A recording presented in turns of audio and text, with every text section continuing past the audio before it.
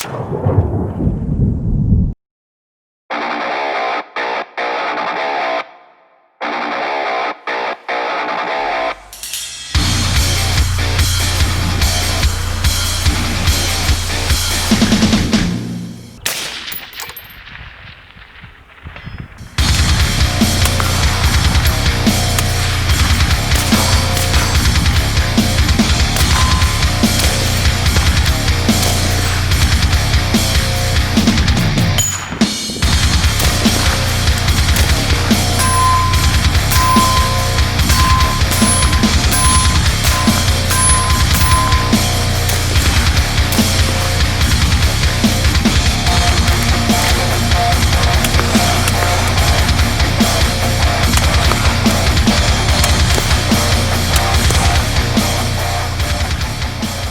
everybody, Aaron Cowan, Sage Dynamics, and this is the Rosco Manufacturing's Purebred 16-inch upper receiver group.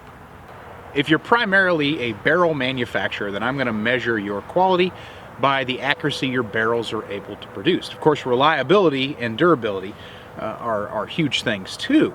However, if you're going to make barrels, they should be very, very accurate. And you know me, only accurate rifles are interesting. And one of the key components when it comes to accuracy, of course, is the barrel. So looking at Rosco Manufacturing, I had some previous experience with their barrels. There's a video I did on their 10.5-inch upper receiver group, which is a very, very accurate barrel. But the Bloodline barrel in 16-inch 223 wild chambering is touted as an SPR barrel, SPR upper receiver. So is it going to live up to that claim? Before we answer that question, let's talk about what we're getting if you purchase the Rosco Manufacturing 16-inch 223 wild Bloodline barrel upper receiver group, which is a mouthful, but that's what it is. You're getting a 16-inch barrel, and you're getting that particular barrel is in 416R stainless with a mid-length gas system and a non-pander, non-cross bolted gas block, which some people prefer to go full rifle length for a 16-inch gun. I think mid-length is completely reasonable, as I found out throughout the review process. Now, because this is an SPR or a precision type upper receiver group, I wouldn't consider it to be a something I would use for a do-all gun. Just me personally, my personal opinion is something that's going to be home defense / duty use. I wouldn't necessarily go with a 16-inch gun because I get more maneuverability with very similar performance at a shorter barrel. So it's not something I'm going to consider for that role. It's more of a special purpose precision rifle role, designated marksman rifle, if that's what you will. So I do approach the review on precision guns slightly differently than maybe what you're used to, although if you've seen some of the reviews I've done on other precision guns, you know that, of course, this is exactly what I'm saying. I don't treat them exactly the same way. I, of course, am still going to put 2,000 rounds of ammunition through the upper receiver group, but I'm not going to do it as enthusiastically, I guess you could say. There's not going to be a burn down, a 500 round accelerated rate life of fire, because I consider this to be a precision rifle, and that's well outside the realm of, I think, reality for a precision platform. I don't think you'd find a situation where you'd need to do even a fraction of that in a short period of time. Usually a burn down 500 rounds, depending on if it's select fire or not, takes me 3 to 4 minutes. 3 to 4 minutes of precision rifle fire is not going to be 500 rounds. It might not even get into 100 rounds. So that's one of the few exceptions I have to my standard review process, is precision components don't get that 500 round burn down. But I'm still going to put 2,000 rounds of ammunition through it. Now, for my review purposes, I used 77 grain Atlanta Arms and also 77 grain Black Hills during the process for which I fired those 2,000 rounds. For the actual review, just because it's an upper receiver group, I had to mate it to a lower receiver. I went with a Primary Weapon Systems Mod 2 lower with a Geisley trigger and my trusty preferred LMT stock for precision rifles. It's no secret that precision out of a semi-automatic rifle generally isn't what you're going to get out of a bolt action or single action, or I should say single load rifle. Most of your precision rifles are very, very extreme precise rifles that you see for extreme long range shooting, and even a lot of competitors for PRS, they kind of default to bolt actions for a number of reasons. There's less mechanical components involved, recoil pulses are different. You've got some different options when it comes to accurizing that you're not necessarily going to get from a semi-automatic, because the nature of the semi-automatic, especially on a direct impingement, requires there to be a gas block and a gas tube and functionality of moving bolt carrier group involved. So going back, maybe 20 years, just from my experience, the semi-automatic rifles just could not obtain the same degree of accuracy that you'd see from the same caliber, same round in a bolt-action platform. That doesn't necessarily seem to be the case anymore. Now, I am by no means an expert on all things precision rifle or all things precision ballistics. There's people out there that know a whole lot more about this stuff than I do. But I do have a firm grasp and understanding of precision optics, precision rifle, and a workable understanding of ballistics on the fly to be able to shoot to the distances that I'm probably going to shoot at. I did spend some brief time in my career on a sniper section and found it incredibly boring.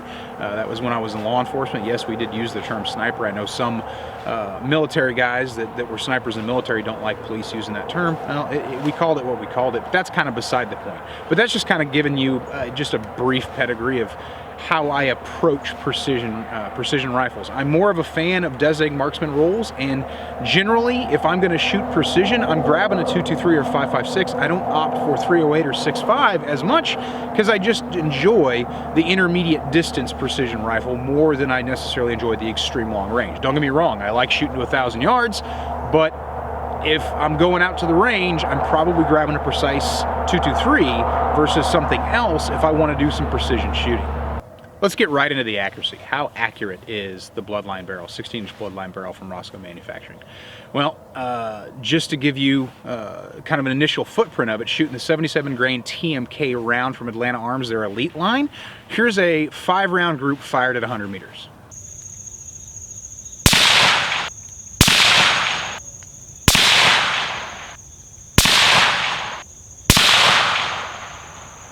I think you can probably agree with me, especially if you're into precision shooting, that is bolt gun territory. That is a very tight group. Keep in mind that had the rifle fired just one MOA, it would have been accurate. One MOA means that you can have 5 rounds not touching each other and they could still fit within a square inch at 100 meters. That group is under half MOA. The best group I was able to fire at 100 meters during the review process with the Rosco was .38. 0.38 MOA out of a semi-automatic 16-inch 223 wild chambered rifle with a 1-in-8 twist. That's pretty impressive, but that's just 100 meters, right? I wanted to see if it, and there's no reason to think that it wouldn't, but this is something that we, trust after you verify. I wanted to see if it was going to be able to maintain that same degree of accuracy, that sub-MOA accuracy at extended ranges. So I went ahead and put it on paper out at 200 meters.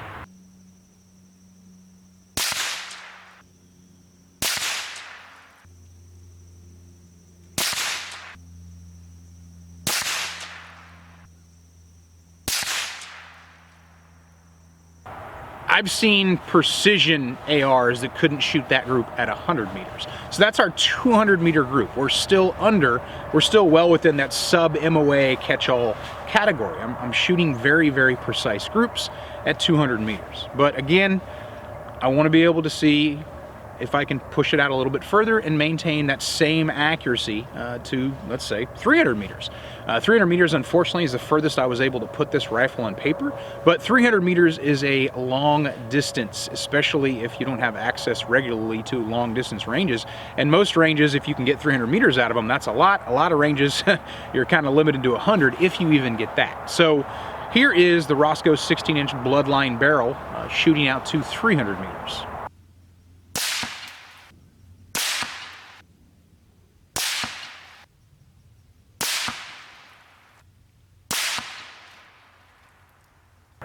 That's nothing short of impressive.